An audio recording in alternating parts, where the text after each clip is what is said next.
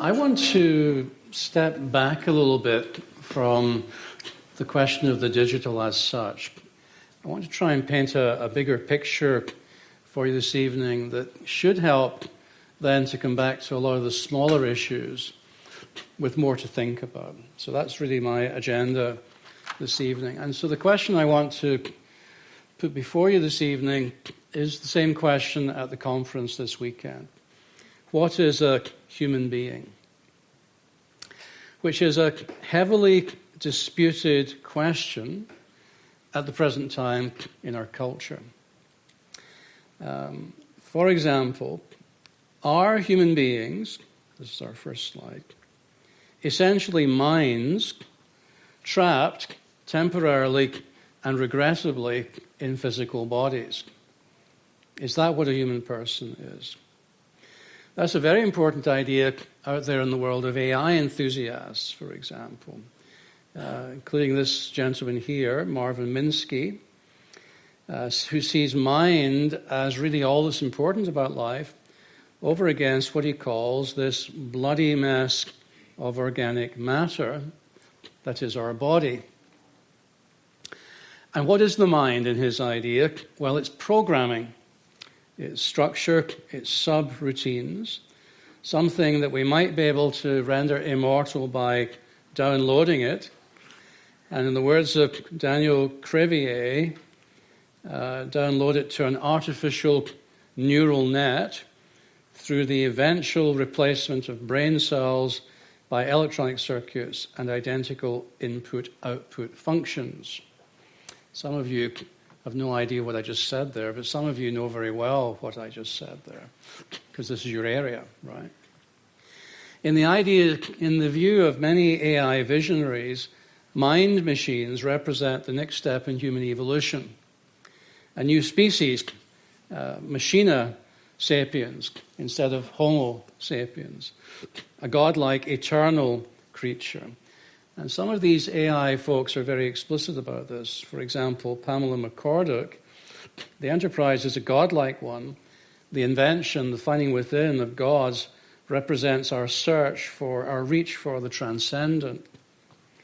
Or Hans Moravec, our speculation ends in a super civilization, the synthesis of all solar human life, constantly improving and extending itself, spreading outwards from the sun, converting non-life into mind, etc., and so on. Or finally, Rudy Rucker, the manifest destiny of mankind is to pass the torch of life and intelligence on to the computer. These are not marginal people. They're not regarded as crazy people. These are fairly mainstream people. These are people with a very particular idea of what it means to be a human being, ideally, of what better looks like in particular. The question I want to pose is, how is better being measured, though, in all of that? Answer, it's being measured in terms of deeply held convictions about what is essentially human. In this case, we are essentially minds that happen to possess bodies that we may or may not consider satisfactory. So like a piece of clothing, the physical body should be discarded in pursuit of something more glorious with the help of technology. But here's the question. Is it really true? I think and believe the next one is, there you go. Is it really true that human beings are essentially minds merely clothed in a physicality that can easily be discarded? Who says so? And how do they know? Surely we should want to know, because if the people who make this claim are wrong, then the rest of us, if we participate in this fantasy, are failing entirely to look after not only our real interests, but also theirs. Right? In that case, we're not participating in making anything better. If they're wrong, in reality, we would be participating in making things much worse. So you see, the stakes are incredibly high when it comes to this key question of our time and place. What is a human being? The answer that we give to this question matters. It matters individually. It affects how I look at myself, what I agree to do to myself or have done to me, the goals I set myself, and so on. It also matters communally. It affects how I look at and treat other people, what kind of society I'm trying to help to build, and so on and so forth. In fact, the answer to this question about humanness affects everything else that's important about life. Which makes it surprising that relatively few people ask the question. I'm not sure if you have yet. I hope you do by the end of the evening. So, how should we go about finding out the truth about this question? Borrowing some language from an old comedy movie called Meet the Parents. Do you still watch that movie? You know this movie. I'm going to suggest to you that the answer at the heart of this important question, how would I know, lies in the issue of trust. Whom shall I admit to my circle of trust and why? Of course, we're obviously capable of discerning some truth directly and individually by way of our senses. We all know that. But if we're wise, we also look to other people to confirm that what we're perceiving through our senses, we're actually getting right. Did you see that? Did you hear that? In other words, we trust other people to keep us right even with that information. And beyond the realm of our senses, most of what we think we know as true actually derives from other people whom we trust. Almost everything you think you know, you don't know it because you discovered it. Almost everything you think you know comes from other people that you invest trust in. And so knowledge and trust are two sides of the same coin. So who are these people that we trust without even perhaps realizing this? Well, there are some obvious candidates here. Our parents, other close family members, first of all. Each of us in the room already believes quite a lot to be true, primarily because of what people in our close family told us was true. In fact, at one time, our very survival depended on trusting absolutely what our parents told us to be true. For example, the negative effects of sticking your fingers in an electric socket. An important truth. Sensible, as we grow up, still to take seriously what our close family members say, if we're convinced they're generally truthful and have our best interests at heart. Perfectly rational course of action. So family members, teachers. Of course, our parents may be perfectly people of integrity and all the rest of that. It doesn't mean they'll always be correct, though. And as we grow up, we need to engage, therefore, in a degree of measured critical reflection. For many of us, this begins when we encounter teachers in school or in church or whatever. It's in this educational environment of a broader kind that we first begin to suspect that whereas our parents know quite a lot about a certain number of things, like which people are dangerous, they may not be the best guide when it comes to nuclear physics. To the extent that our teachers are well educated, competent, we can certainly learn truth from them too. Truth that we may never have encountered before. Number two, perfectly rational, on the whole, generally speaking, to trust teachers. Thirdly, scientists. Scientists are definitely good candidates for admittance to our circle of trust, under certain conditions, of course, that their findings have been confirmed by other scientists, have gone through peer review, that their findings have become widely acknowledged to be true by people with the expertise to pronounce. If all of those things are true, we'd be wise to listen carefully to what scientists have to say. And we typically do. Even in what is now called a post-truth society, we still do. largely. If science suggests that in stepping off a high cliff, I shall fall speedily to my death in the water below, but old Aunt Agnes, who left school age 15, insists I shall float and survive if only I will drink her magic potion, guess what most people go with? Scientists, not old Aunt Agnes. Of course, individual scientists can make mistakes, and some of them tell lies. But science itself will often find that all out reasonably quickly. So all of that you might put under the heading of ordinary truth. How do I make a decent attempt at making sure that in the ordinary realms of life I have possession of truth rather than falsehood? Right? But, of course, all of that can only get you certain kinds of truth. And that's important. Science in particular can only get you certain kinds of truth. Let's just think about that. Here's a good definition of science from a leading scientist. An organized endeavor to explain the properties of the physical world by means of empirically testable theories constructed by a research community trained in specialized techniques.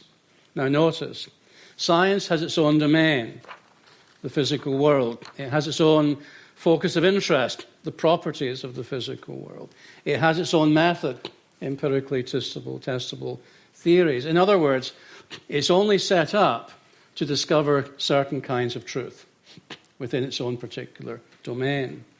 Strictly as science, it's not designed to speak and not capable of speaking about a whole bunch of other really important questions. This is one of the great misunderstandings of our culture. For example, science cannot properly address questions of ultimate purpose, value, and significance. Just not part of its domain, not set up to do it. So here's an illustration to help clarify how these different kinds of domains work. If I just the maps of India one, here are different ways in which we could map the country of India. You could produce a political map or a topographical map or a transport network map or a road, so a railway one or a road one. Each one, with its own language and symbols and metaphors and colours, would tell you something of the truth about India. But which map you might use on any particular occasion depends on the kind of wisdom you're trying to get a hold of. Are you with me? Each map is useful in its own domain, but these maps don't offer the same kinds of information. Science offers us a particular kind of map about certain kinds of reality, physical reality. It's limited, and that's not because it wouldn't be fair to blame science for some kind of inadequacy here. That would be like blaming a topographical map of India for failing you to get by the railway system from Mumbai to Kolkata. It would be just as dumb as that. You wouldn't do it. It's just that the domain of science, the domain of what Aristotle called physics, is not the same as the domain of what Aristotle called metaphysics. All the stuff beyond the domain of science. I think we can have Aristotle just so we can... Yes, thank you. You got there ahead of me. Well done. So, for example, anything in the world of ought does not belong to the realm of science. Science can tell you a lot about what is the case in the world, but it cannot tell you what you ought to do about it. You just can't. It's not designed to do it. It's impossible. So when somebody like Richard Dawkins begins to make that move, you know that he's cheating. He's decided to stop being a biologist for a moment and become a philosopher instead, which is unfortunate, because he's a good biologist and a really lousy philosopher. But that's what he's doing. Science, for example, can tell you that lots of human beings through history have been cannibals. It doesn't tell you whether you ought to be a cannibal. Can't tell you that. You cannot move from is to ought in that simplistic manner. When somebody is doing that, they're either deluding themselves or they're... The domain of science. Ladies and gentlemen, I give you the law of gravity. When people pretend that they are doing this, their real authority does not lie in the realm of physics, but in metaphysics. Okay? Now, I'm belaboring this point just because it's so important, because most people don't know this or don't register it, right? Such as the prestige of science in the world. But this notions of domain is really important. So let's go back now to AI enthusiasts who are quite often to be found making kind of ought statements or statements of value and significance disguised as scientific statements. So consider Ray Kurzweil, Encyclopedia Britannica, no less. And the quote, I think. Oh, it's there too. Well done. Here's what he says. The very nature of what it means to be human is being both enriched and challenged as our species breaks the shackles of its genetic legacy and achieves inconceivable heights of intelligence, material progress, and longevity. The rate of this paradigm shift is now doubling every decade, so the 21st century will actually see 20,000 years of progress at today's pace, end quote. Now notice this. He is absolutely not simply describing what is in fact going on in the world and where it might lead. He is also revealing a particular set of beliefs that he holds, although he's not sharing with us where those beliefs came from. It's a trick. We are, notice the language, shackled by our genetic legacy. Okay, well, that's a very pejorative word, don't you think? Shackled. Not happily inhabiting, but shackled no less. What we're doing is going on now to enrich our human nature. Bad thing, good thing. Right? This will allow us to achieve inconceivable heights of intelligence and so on. Progress, not regress. But why is it progress? Who says so? Where does that belief come from? This is a great example of cheating in moving back and forth between physics and metaphysics. So this brings me back to the main point I began with, the question. In trying to get answers to questions beyond domains like physics, whom do we trust and why? That's the real question. Whom do we trust and why? Now, the circle of trust. Now, for the Christian, of course, the answer to this ought to be obvious, although it's easier to say it than to do it. Right? Jesus, John chapter 18, everyone who is of the truth listens to my voice. Pretty straightforward, right? That's what we do. Previously, I am the way, the truth, and the life. I am the truth. Right? Very, very stunning statement, which, if not true, would be blasphemous and would probably give evidence of an unbalanced mind. Right? But Christians believe it to be true. I believe it to be true.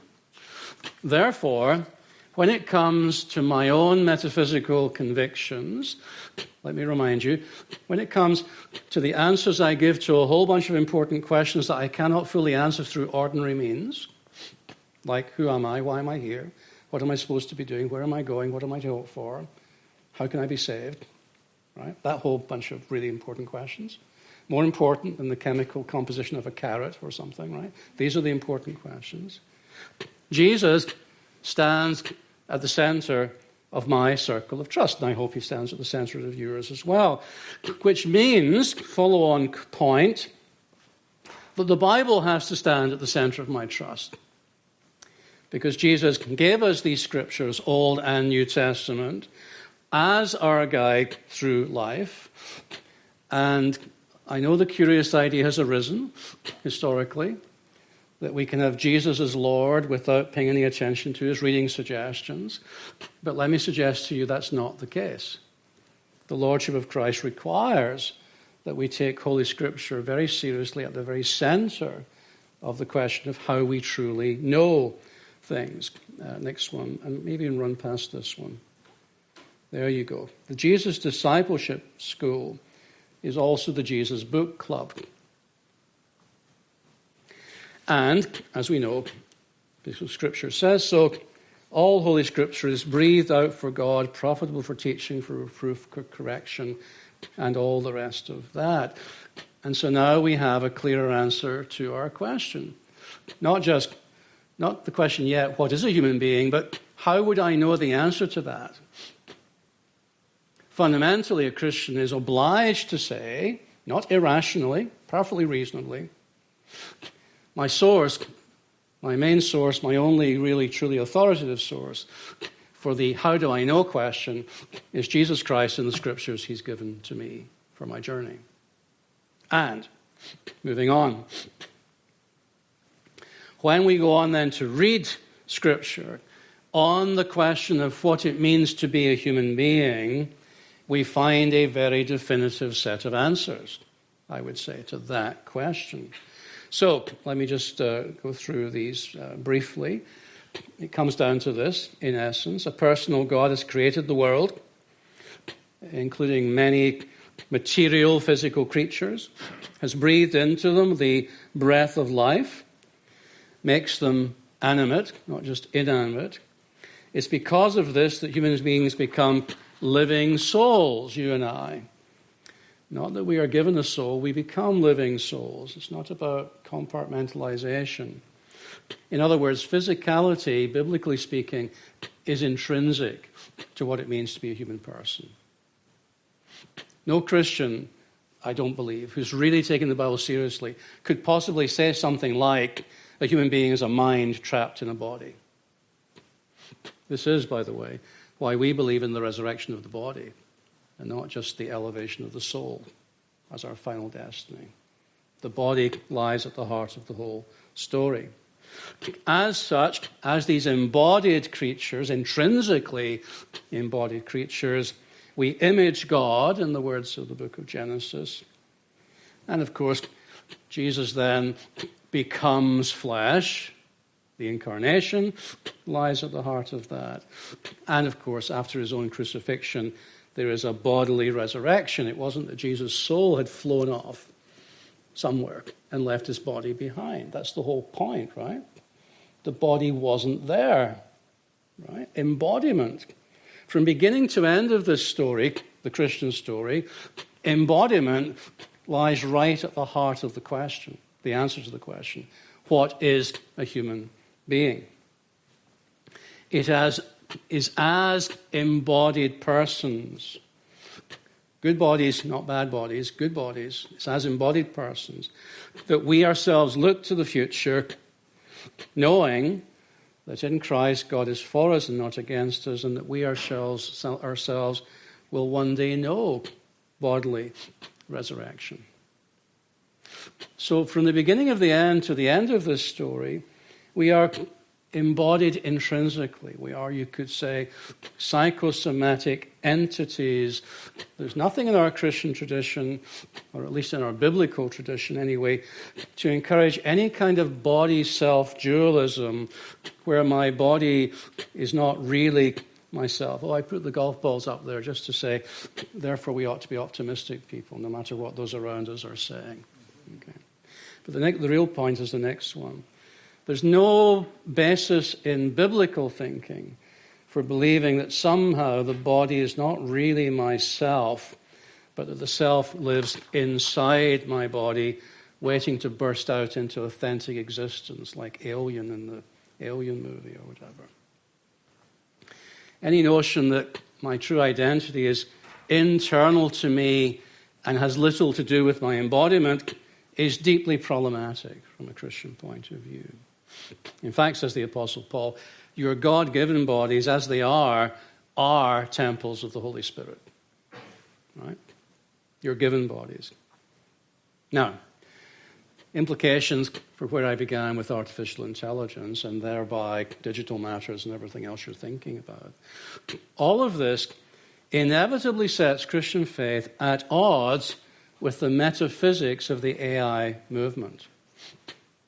From a Christian point of view, it becomes clear pretty quickly that much of the thinking of the AI movement is nothing other than Christian heresy.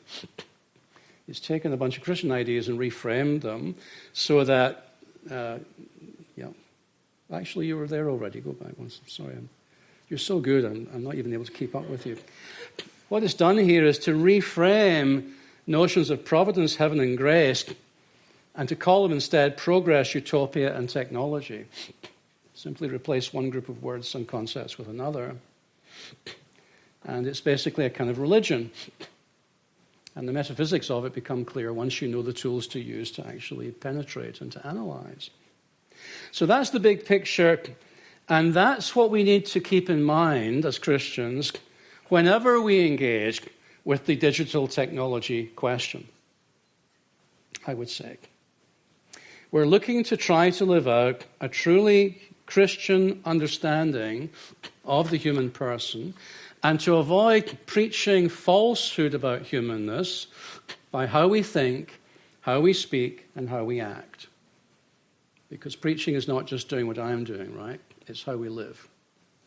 Every day we proclaim, in all sorts of gazillion ways, what we believe about what being a human person is. Of course, we live in a world that's very fast heading in a very different direction in all sorts of ways. And this brave new digital disembodied world screams at us every minute of each day that actually we are, after all, just minds or souls or hearts that happen to be found in bodies. Every day the culture is screaming that at us. We underestimate, at great risk to ourselves, the peril of this, the formative power of all of this cultural screaming, of our engagement with the digital world, in fact, in the midst of it all.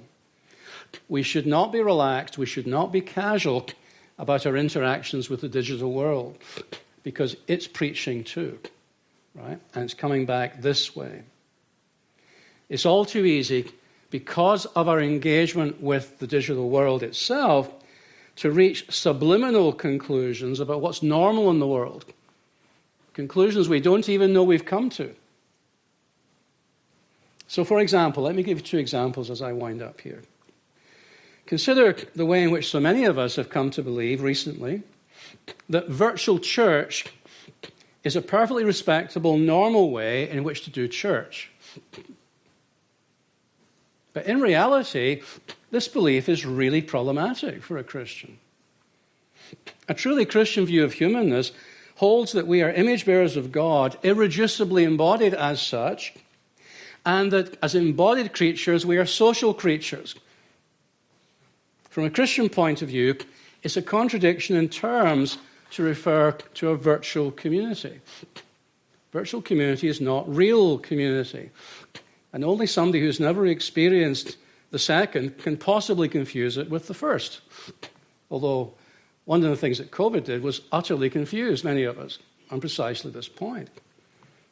Somebody once told me that their church has transitioned so seamlessly from live to virtual that nobody had noticed much difference. In fact, they said to me, our fellowship is much better now that we're doing it on Zoom. I'm afraid I responded by saying that their fellowship must really have sucked prior to COVID. At best, virtual community is a temporary fix, while real community happens to be impossible. I used to indulge in this myself when my grandkids lived in Calgary.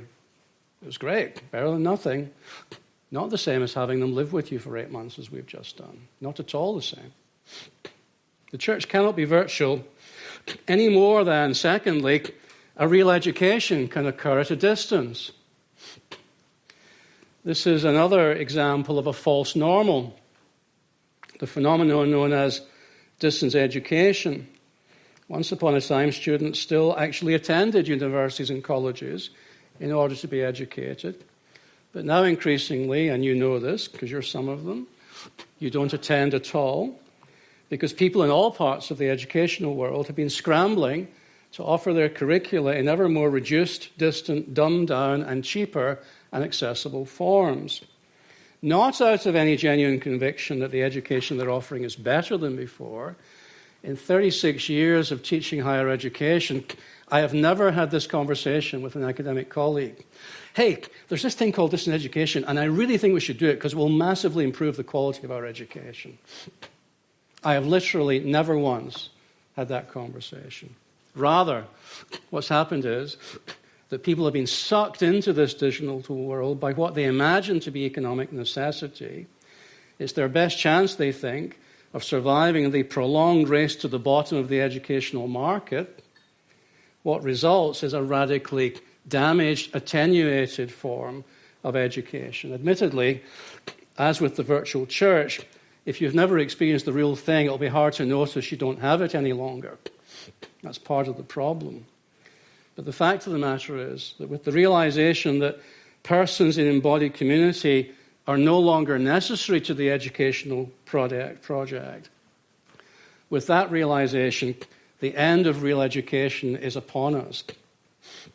The graveyard, marking its burial place, comprises half-empty or deserted colleges populated by professors whose business is increasingly not to share their lives with others in that time, in that place, in pursuit of wisdom.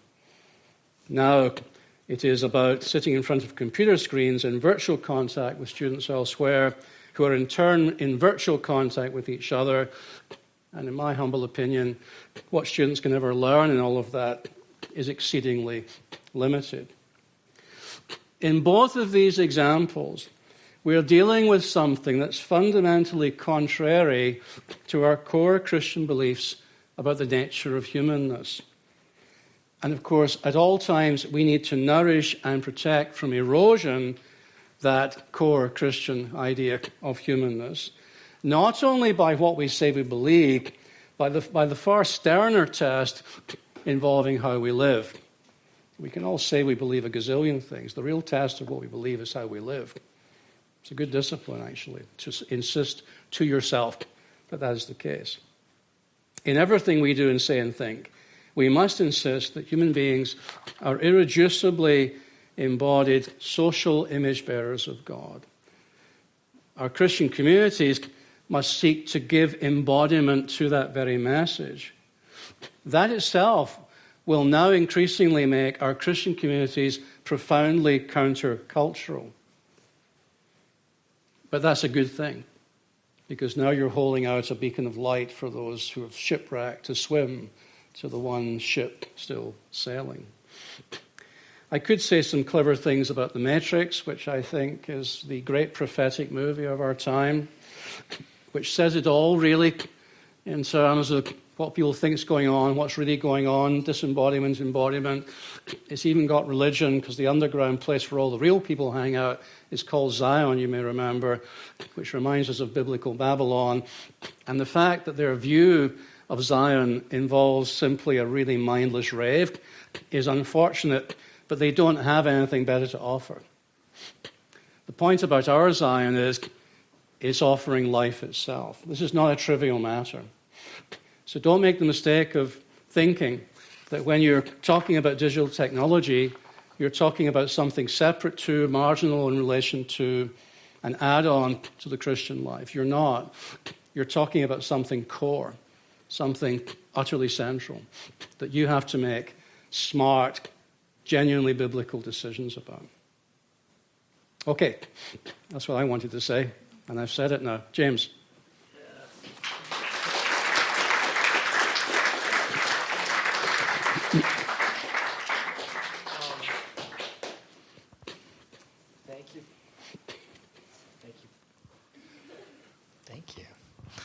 Thank you for that talk. I have a ton of questions in my mind actually right now, but I'm going to. Dr. Provan has offered some time to just field some questions from you guys, and you, like me, might have a few burning questions about how this might relate to your life right now, the culture you're in, the academy you're in. So, yeah, if anyone has a question.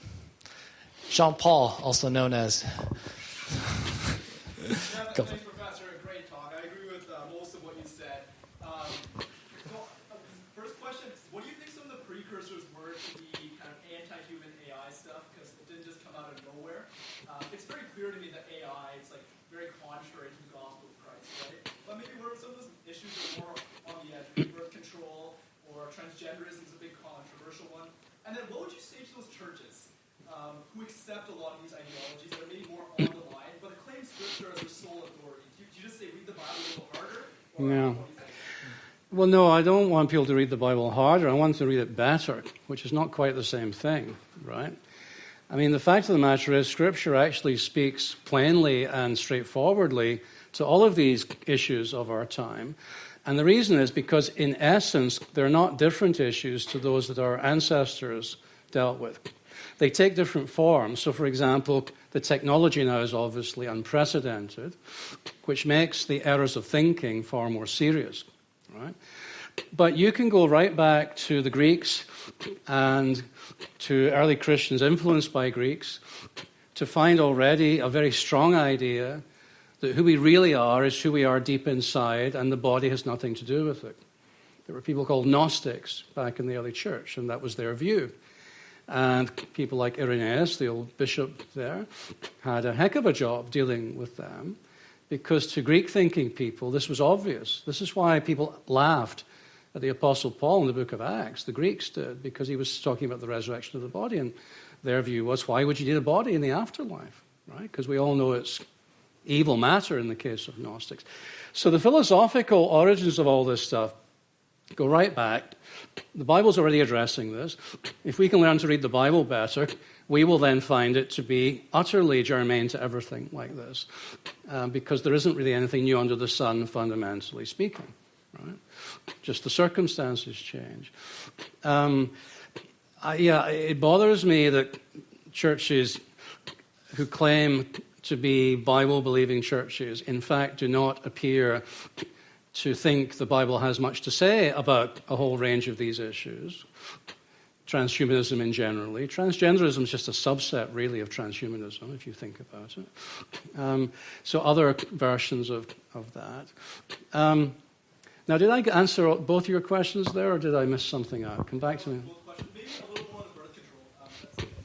Well, I mean, of course, as soon as the thing about this is that there's an important nuance to be entered here. Human beings have always used technology. From the moment somebody picked up a rock and said, if I smash this off another rock, it's going to make a really good knife, that's human beings using technology, right? It's what marks us out, actually, from other higher animals, this tool making. The thing about it is, though, the question is technology under the rule of God and in pursuit of God-given goals? Does it respect, for example, the boundaries of our humanness? The thing about many of the uses of technology now, and the fact it can apparently promise so much is part of the problem here, is that we're in great danger, and with these folks I'm talking about, it's deliberate. They actually want to destroy humanity as it currently is, because they're kind of curious to find out what happens next. They're like kids with matches next to a gasoline can. They are actually, if anyone can be fairly called mad scientists, these guys are those. Because they have no idea actually what's going to happen. You're messing with basic human biology now is what you're doing, right? And the rest of us should be deeply skeptical, asking all kinds of questions. Whether you're a Christian or not, you ought to be worried about this, right? So whether you think that the use of technology for certain forms of birth control is godly or not is a subset of question of that. But actually, we're way beyond that at the present time. This is no longer about whether people are choosing or not choosing to have children. This is about what a child even means, or what a body means, or what a gender means, or what a sex means. We're now into this breakdown of boundaries, the created order of things, really. So thanks for that question. It's great. Kobe? I just had a process of thinking and wanted to get your thoughts on it. So God made us and said, it is good, right? He made us perfectly the way He wanted us. Mm-hmm. And, as the creator, He probably has a pretty good idea. I would imagine so. That's a reasonable supposition. But what a lot of people do is they think they know better. Yeah. They're like, oh, we could be stronger, we could be faster, we could not age, we could be Right. turn ourselves into immortal machines. Yeah. We can make ourselves better than what God designed us That is true, but even there we must enter a nuance, if I may. Because it's one thing to use technology to put right or help correct certain problems that arise with our humanity, right? So, for example, I don't think hearing aids are innately sinful, but that's a use of technology in a certain sense to make things better.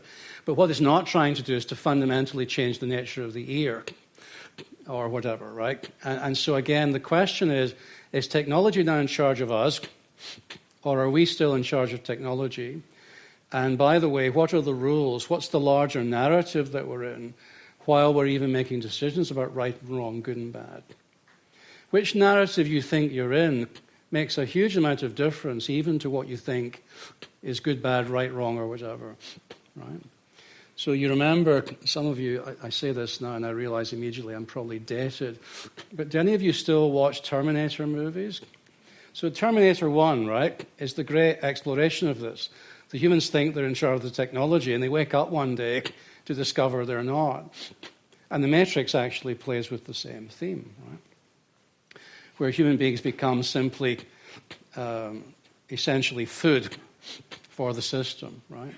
So we have to be careful. I don't think it would be right or proper to say that Christians ought to be anti-technology just like that, right?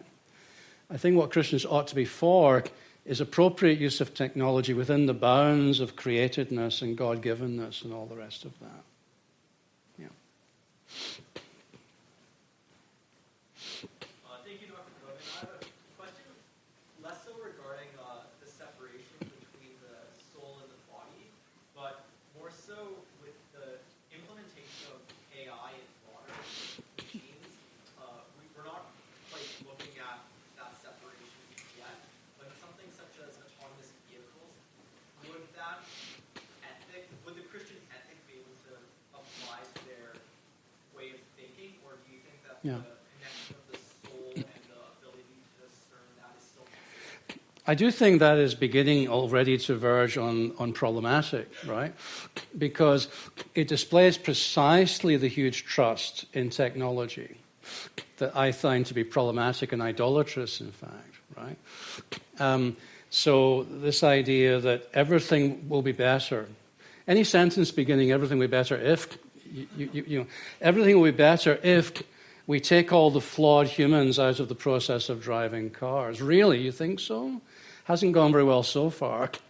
Why do you think that? Why would you trust a machine, a robot, more? I find this intriguing. This is a really horrible recent example. But it's interesting to me that one of the things that's being said about the incursion into Israel the other day is that the Israelis trusted implicitly in their technology on that long wall of theirs. And that was the problem. There weren't enough human beings involved to actually make the thing work. And top generals have been warning them for a while. You can't just build technology and leave it alone. And so the question here, again, the right question, I think, is what are the appropriate bounds of technology such that it can serve the common good rather than wrecking the common good, or worse? Destroying all notion of good would be worse, right? All notion of any boundaries would be worse. So I think it's important we don't take an either-or thing here that just swings from extreme to extreme. There have been Christians through the ages that have been against any development in technology whatsoever on the grounds that God gave us this way and we shouldn't change it. As I read the Bible, history as created by God is always on the move, always going somewhere. We ourselves are told to rule and to cooperate with God in the way the world works and what it becomes. There's an appropriateness to all of that. But in our narrative, of course, we have boundaries set, extremely significant, important boundaries. In the world out there, those boundaries have been eroded for a while. And it's almost got to the point now, if we can do it, we're going to do it. In some broad sense, we ought to do it, although that's a bit weird because the idea of a moral imperative that ends up wiping out the human race as you know it is a very strange moral imperative. But you get this sense that just because we can do it, what the heck? We're going to do it. How bad can it be? Well, I think pretty bad, right? So we ought to be way more involved in these debates and discussions, way more in the face of people who are thinking and planning this way, pressing them on the why questions and all of that. Yeah. Any other questions? Over here, actually.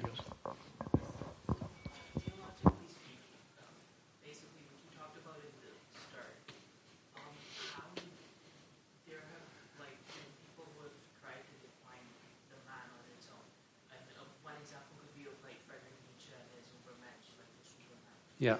So, the biblical fundamentals of man haven't changed, or not? No, the fundamentals haven't changed. So, would you be able to reconcile what you believe to be reconcilable to your idea of the biblical man? Like, what is reconcilable, and what is not? Because there have been many options of this, right? Yes, well, I think that's exactly what we ought to be doing. And the trouble is there are so many answers to that question. You have to come to the conference, basically, is what I'm saying. But that's the right question, though, if I may just say. That's exactly the right question. So which views of humanness are miles away, somewhat closer, close enough to be dangerous to us because we can't see the difference, right? That kind of ability to do critical cultural analysis ought to be regarded as survival skills 101 for human beings, much less for Christians. But it absolutely ought to be regarded as discipleship 101. Because if you cannot read the culture, your Bible reading is going to be very limited in its effectiveness. Because you won't know what the conversation partner is. You won't see the world properly. You'll be in the matrix. You won't be able to see reality until somebody slips you the pill. And learning to read the Bible well is essentially, which one was it? The blue or the red? You know the one I mean, right? That's essentially what it is. It dispels your illusions. And like Nietzsche, well, hopefully not like Nietzsche, your options once your illusions are dispelled, either you go completely start raving mad, Nietzsche, or you draw back and begin to look for a narrative that makes sense of what's going on. So, of course, Nietzsche had no guiding narrative in the end. He didn't believe in such things, or he stopped believing in them because he grew up in a Lutheran environment. He stopped believing in those things. And the consequence was, of course, that it was simply a matter of naked choice, which is exactly where a lot of these people are at. What the heck? We can do it. We have the power. The will to power is the important thing. That's how you're authentic, by exercising your will to power. What the heck? Let's just do it. It can't be more boring than what we've got at the moment. There's a nihilism at the heart of that. People who actually were happy with their lives and their families and stuff wouldn't be thinking this way. These are people who are radically disenchanted with the human project, if I can put it that way. And so the Nietzschean spirit, as in so much of our culture, deeply informs what's going on all around us. And I can say that, but if you don't know what I mean, it's not going to make any sense to you. And how the Bible relates to that Nietzschean spirit will be lost on you. And you won't be able to understand even what's going on around about you. And maybe that's okay if you just hang out in church, I guess, for the rest of your life. But at some point, most of us have to go outdoors and be adults in the big world as well, right? And at that point, you don't have a lot of peer support. Even at university, you've probably noticed you don't. So, getting educated, properly educated, is a crucial part of this whole endeavor. The unexamined life, as one wise person said, is not worth living. I would say worse than that. The unexamined life is dangerous. So, come to the conference, read my book, do something. Don't do nothing. Do something.